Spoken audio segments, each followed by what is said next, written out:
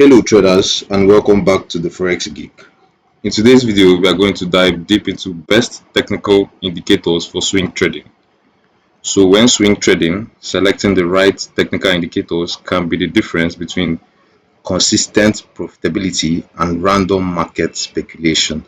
So whether you're just starting out or looking to refine your strategy, understanding these indicators will give you a significant edge in identifying potential market moves. We'll cover 5 essential indicators that, when used together, can help you time your entries and exits with precision. So if you're ready, let's get started. So the first indicator on my list is the moving average. I'm just going to insert that, the moving average. Simple. Now there are two types of moving average. There's the simple moving average and there's the exponential moving average, which is this one right here. Just going to add that. So the moving average is one of the most reliable indicators in swing trading, and it can help you identify the overall trend and potential turning points in the market. So like I said, we have two types, which is the simple moving average and the exponential moving average. I'm just going to show you how you can use the moving average in your trade. But first, let's distinguish between these two types of moving averages. So the EMA tracks the average price over a specific period. Both the EMA and the SMA tracks the average price over a specific period, but the EMA gives more weight to price action. As you can see, the EMA reacts quickly to price action. It is more responsive to short-term market movements. You can see these sharp price movements here. You see that the red line, which is the EMA, reacts quickly to short-term market movements, unlike the SMA, which is the blue line. But in today's video, we are going to be focusing on the EMA and not the SMA. So I'm just going to delete that. So how can you use the moving average to trade? For swing trading, a common strategy involves using two moving averages, a short period and a longer period moving average. For example, you might use a 20-day EMA alongside the 50-day EMA. So I'm just going to add the second EMA. So we have the short term, which is the 20-day EMA, and the long term, which is the 50-day EMA. So just change the color to blue. So the blue color is the longer period EMA, which is the 50-day EMA, while the red line is the shorter EMA, which is the 20-day EMA. So when the shorter EMA crosses above the longer EMA, it signals a potential upward trend, indicating a buy opportunity. Conversely, when the shorter EMA crosses below the longer one, it suggests a downward trend, signaling a potential sell. For example, you can see the shorter EMA crossing above the longer EMA right here. Remember, the shorter EMA in this case is the 20-day moving average and the longer is the 50-day moving average. And you can see price reacting off of that cross to give us this good bullish movement to the upside. You can see this. This is another cross right here, where the shorter day moving average crosses above the longer day moving average, which is the 50-day period. You can see where I see this one, this bearish example here. The moving average is a very popular indicator because of its crosses, the golden cross and the death cross. So this is just basically the moving average. How to use the moving average in swing trading. So always confirm these signals, don't just trade off them. As you can see, there are some false signals which the market can present, but you should always confirm this is a false signal here. Should always confirm it with chart patterns and other indicators to be sure that price is actually moving in the trend, in the said trend. See, this is a fake signal here, and you should always watch out for these false signals. So that is how you can use the moving average in swing trading. So the next on my list is the RSI. So I'm just going to delete this. So I'm going to insert the RSI to the charts,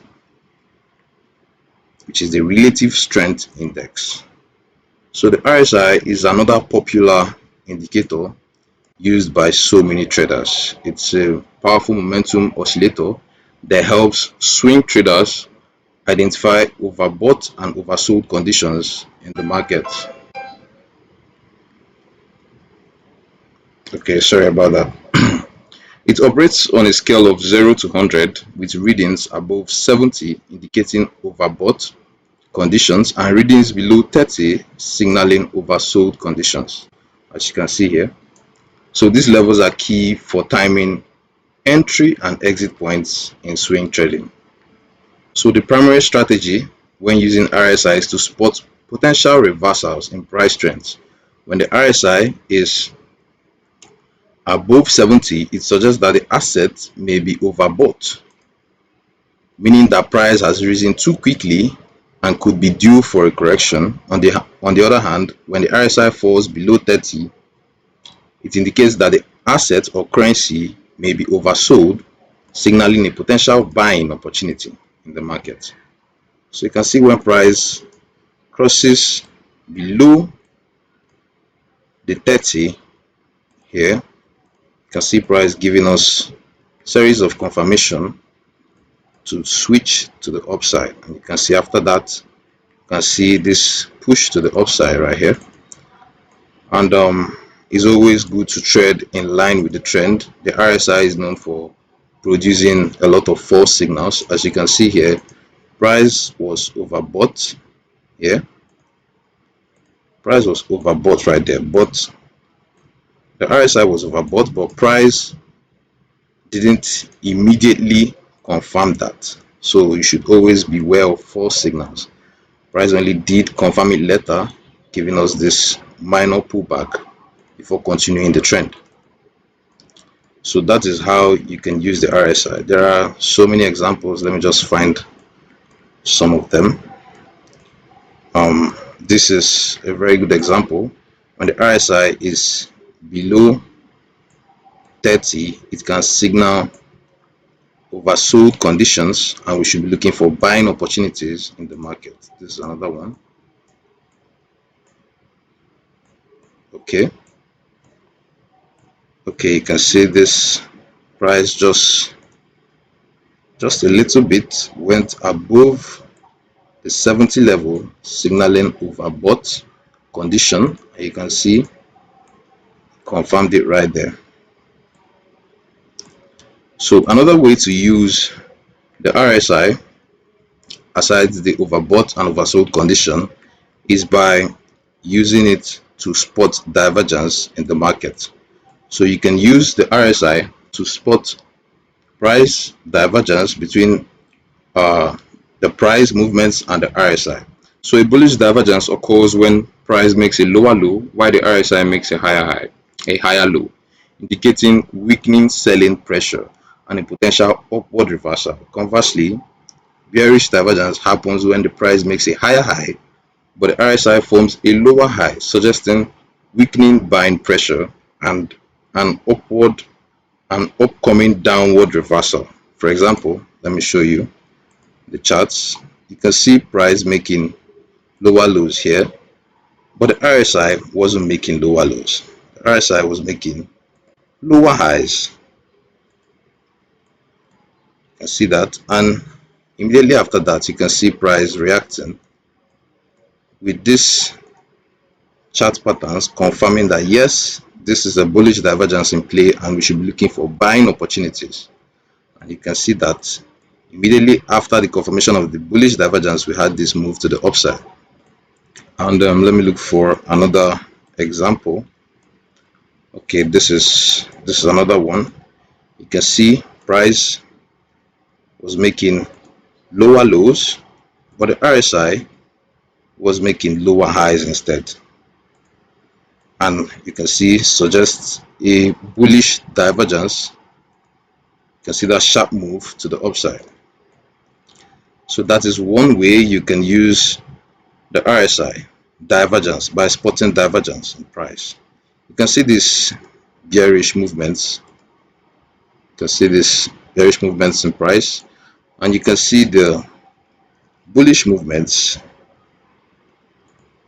on the RSI, signaling that yes, indeed, price is looking to take things to the upside. And you can see after that, you see this nice bullish movement to the upside. So that's it for the RSI. Another indicator you can use for swing trading is the MACD. I'm just going to delete this.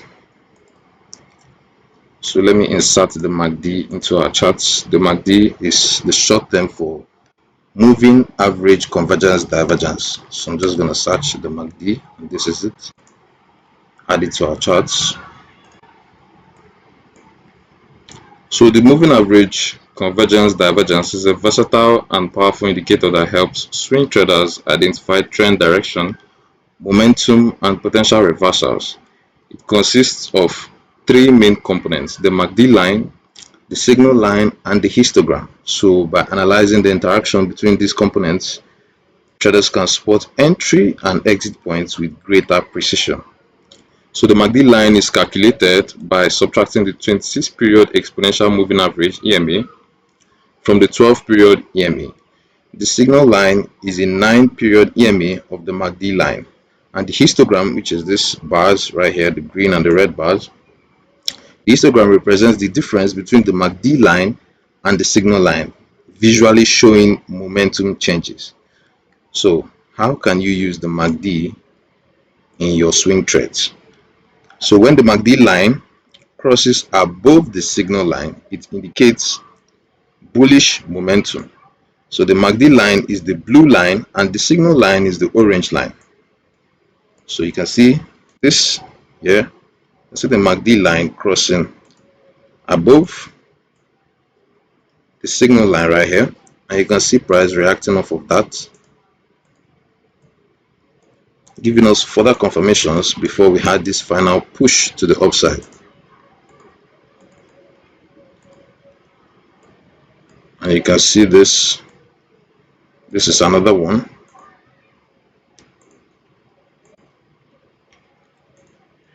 You can see price reacting off of that, giving us a nice push to the upside to confirm that bullish signal. So the MACD confirmations are very easy. You just need to wait for the cross, and you can confirm your trades using chart patterns or other indicators, and you'll be well on your way to a potential trade opportunity. You can see this cross. The MACD line also produces false signals, so it's very important you confirm your trades. So that is how you can use the MACD. It's always good to trade in line with the trend. You can see this is a bullish trend right here. So any bearish signal you get should just be for the short term and not for the long term. You can see this short term signal we had here from the MACD for this pullback. Had this pullback before, after getting the signal, had the pullback before the continuation. And you can see the MACD also gave us the confirmation for the continuation right here. So that's one way you can use the MACD. So the histogram is another key element of the MACD setup. It shows the distance between the MACD and the signal lines, just like I said before. So when the bars on the histogram grow taller, it indicates increasing momentum in the direction of the trend. Conversely, shrinking bars suggest weakening momentum and a possible reversal. So you can see this strong bullish trend, see this large green candles, and you can see the histogram of the MACD confirms that for us. See this tall histogram bars, which shows us that there is increasing momentum in the direction of the trend, which in this case is bullish. And you can see we had this bearish trend right here, and you can see the MACD histogram also confirms that with taller bars. You can see that this is another one. This is how you can use to know if the current trend is strong. See, and that we are able to use that to confirm that this bearish trend was a strong one and it lasted for quite a long time. This is the present one. You can see this showing us that yes, this bearish trend is a strong one. So that's how you can use the MACD indicator in your swing trades. So the last on my list is the stochastic oscillator. Stochastic oscillator, this is just like the RSI, but just slight differences between them. So I'm going to explain it. First, let's add it to our charts.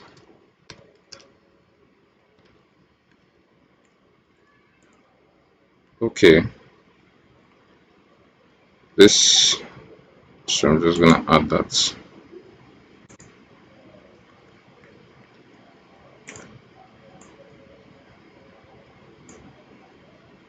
Okay, so the stochastic oscillator is a momentum indicator that helps swing traders identify potential reversals by measuring the closing price relative to the high-low range over a specified period. So it is particularly useful for spotting overbought and oversold conditions in the market, which can signal potential entry and exit points. So the stochastic oscillator consists of two lines. Let me just zoom in so that you can see that. Two lines, the blue and the yellow line. So the percent K line, which is the blue line, represents the current closing price relative to the price range over a specific period, and this is usually 14 periods. And the percent D line is a 3-period moving average of the percent K line acting as a signal line, which is the orange line. So the oscillator moves between 0 and 100 with readings above 80 indicating an overbought conditions and readings below 20 suggesting an oversold condition. So when the MACD is above 80, it suggests that the market could be overbought and we should be looking for selling opportunities. And when it's below, when the MACD reads below 20, it suggests that price may be oversold and we should be looking for buying opportunities. So it's always advisable to confirm MACD signals with other indicators or chart patterns, because it tends to give us false signals most of the time. You can see there are so many push below 20 signaling oversold, but price is still selling. So always confirm the MACD line, or you can tweak it to change the periods so that you'll be able to catch better entries using the MACD. But still, it doesn't mean that it's totally bad. You can see this. You can see this confirmation right here to continue this bearish trend. And see this one. Price went below 20, signaling a bullish trend. Also note that when you get signals, you should always confirm them. You can see there are several confirmations here. You have price breaking above this resistance level there, and we had the pullback to confirm it into this support before the final push to the upside. So always confirm the signals from your stochastic oscillator. So alright traders, I think we've come to the end of the video. Mastering these technical indicators, the moving averages, the RSI, the MACD, the stochastic oscillator, can significantly enhance your swing trading strategies. So by helping you identify trends, momentum shifts, and potential reversals with greater accuracy. So you should remember that no single indicator should be used in isolation. Combining them will give you a more complete picture of the market. So if you found this video helpful, please make sure to hit the like button and subscribe to the channel for more in-depth trading strategies. Don't forget to turn on the notification bell so you never miss an update. See you in the next video.